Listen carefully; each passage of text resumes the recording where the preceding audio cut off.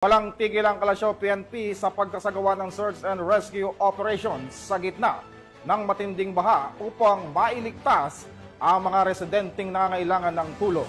Nakibalita dyan si Police Corporal Joanna Marie de los Santos. Patuloy ang isinasagawang search and rescue operations ng mga tauhan ng Kalasyaw Municipal Police Station sa mga lubog sa bahang barangay sa kanilang bayan bunsod ng walang tigil na pag-ulan dulot ng bagyong Krising at Habagat. Sa ulat ng lokal na pamahalaan, ilang kabahayan ang nalubog sa tubig baha, dahilan upang maraming residente ang kinakailangang ilikas sa mas mataas at ligtas na lugar.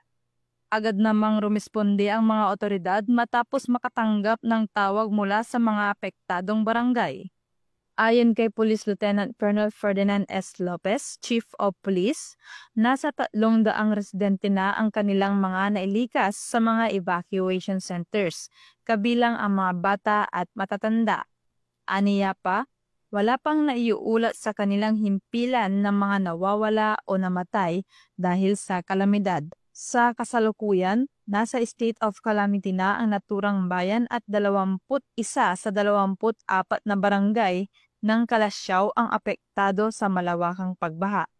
Naitala rin ng Pangasinan River System Monitoring na nasa above critical level na ang Marusay River, samantala patuloy na sinusuyod ng mga pulis at LGU sa pangunguna ni Mayor Patrick A. Karamat ang mga liblib na bahagi ng bayan upang masigurong ligtas ang lahat.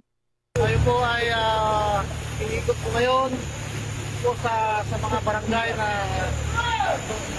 mga baha.